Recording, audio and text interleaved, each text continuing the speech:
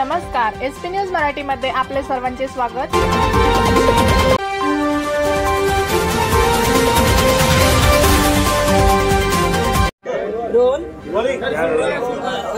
आता प्रकाश आंबेडकर यांना भेटलात, जाताना तुम्ही म्हणालात की मला लढायचंच आहे, काय तुमचं बोलणं झालं, पाठिंबा मिळालाय?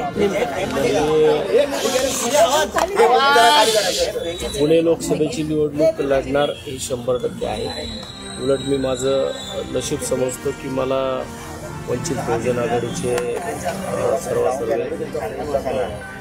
आंबेडकर साहेब यांनी मला इथं बोलवलं आणि मला एवढा वेळ त्यांनी दिला आणि या वेळेमधून अतिशय चांगल्या प्रकारची चर्चा झालेली आहे। येणाऱ्या 1-2 दिवसामध्ये ज्या स्तरावरती चर्चा व्हायच्या होत्या, आज माझा पहिला दिवस आहे, आम्ही पहिल्यांदाच चर्चेला आलो। अजून पुणे लोकसभेची निवडणूक 4थ्या टप्प्यामध्ये खूप लांब आहे, त्यामुळं मला वाटतं की ज्या चर्चा आमच्या झाली आहे ती अतिशय पॉझिटिव्ह झालेली आहे आणि त्याच्यामध्ये जे काही पुढचे मार्ग असतील, पुढचं कशा प्रकारे मार्गक्रमण होईल तो येणाऱ्या 2-4 दिवसामध्ये सगळं कळेल। का चर्चा सकारात्मक दृष्टीनं सुरू झालेली आहे असं म्हणायला हरकत नाही?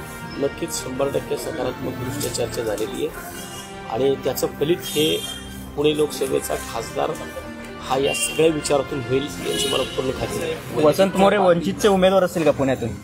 आता ते साहेब भविष्यामध्ये त्याच्या बाबतीमध्ये जो काही निर्णय असेल तो साहेब घेतील आणि येणाऱ्या 2-3 दिवसामध्ये त्याच्यामध्ये भूमिका साहेब जाहीर करतील। तुम्ही वंचितमध्ये प्रवेश घेणार आहात की पाठिंबा घेणार आहात? त्या बाबतीमध्ये आत्ता मी फक्त पहिल्यांदा चर्चेला चालवली आहे। आजची चर्चा ही सकारात्मक झालेली आहे आणि त्यामुळे मला वाटतं येणाऱ्या 2-3 दिवसामध्ये या बाबतीमध्ये निर्णय काय होईल। एक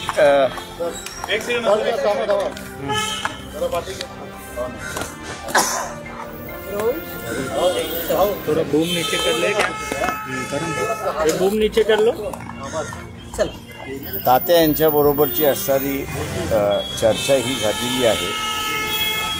दुसरी असणारी जी महत्त्वाची चर्चा अजून व्हायची आहे आणि जे काही ऑफिशियली आपल्याला सांगायचं आहे, कळवायचं आहे ते 31 तारखेपर्यंत आपल्याला कळेल असं मी त्या ठिकाणी आपल्याला सांगतो। महाराष्ट्रातल्या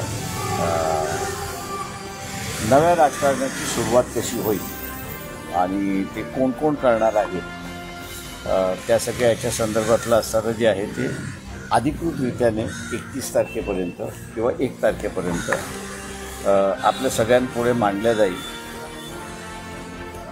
काही चर्चा मी असताना आता ओपन करू शकत नाही। याचं कारण असं आहे की ज्याला आपल्याला म्हणता येईल की घटना अजून घडतात आहे, राजकीय स्तरावरती नाही पण सोशल स्तरावरती, गाव पातळीवरती आहे। त्याचा एक शेप माझ्या अंदाजाने यायला आम्ही जसं म्हटलं की अजून एक 2-3 दिवसाची वेळ आहे असं मी त्या ठिकाणी मानतो आहे आणि या 2-3 दिवसानंतर आपल्याला महाराष्ट्रामधलं काय काय समीकरण, कशा पद्धतीचं समीकरण आहे ते आपल्यासमोर येईल असं मी फक्त आपल्यासमोर सांगतो।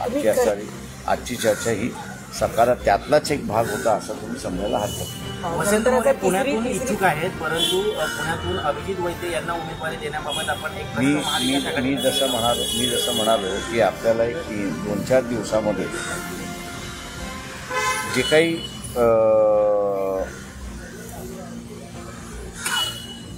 ग्रामीण शहरी पातळीवरती होत आहे त्याच्याबद्दल आज मी काही बोलणार नाही, ते बोलू इच्छित नाही, परंतु 4-5 दिवसामध्ये निश्चितपणे आपल्यासमोर येईल एवढं मी आपल्याला सांगतो आणि ते आपल्या सगळ्यांचं असणारं उत्तर असतील असं मी त्या ठिकाणी मानतो।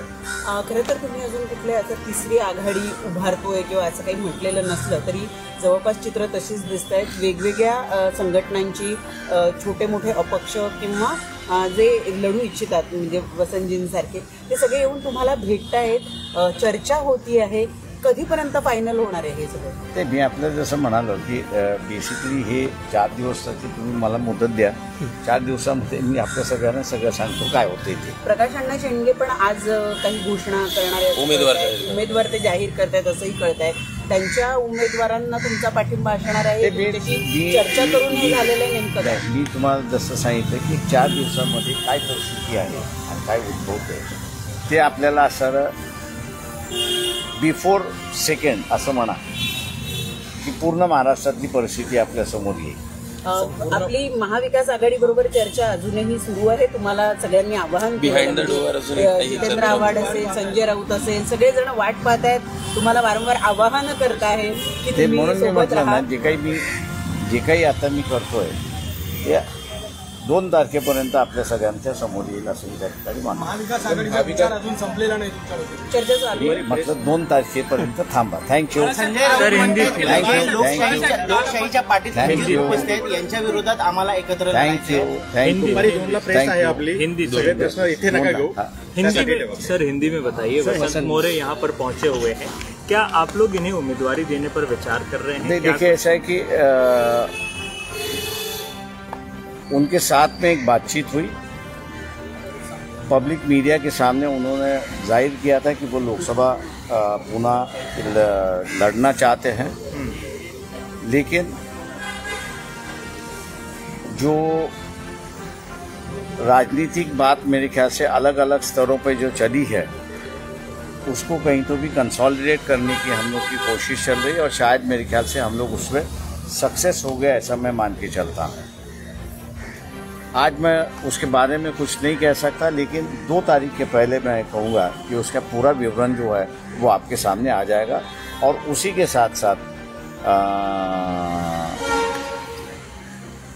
कॉन्स्टिट्यूंसीज और कैंडिडेट और कौन से दल वहाँ पर लड़ रहे हैं उसकी भी जानकारी आपको दी जाएगी। क्या महाराष्ट्र में आप तीसरे फ्रंट के बारे में विचार कर रहे हैं? क्या अन्य जो छोटे-मोटे दल हैं, मैंने जैसे उनको- कहा कि अभी कुछ नहीं कह रहा हूँ मैं, 2 तारीख तक रुकिए, इतना मैं कहूँगा आपसे। महाविकास आघाड़ी से आपकी बातचीत जो है वो किस स्तर पर पहुंची?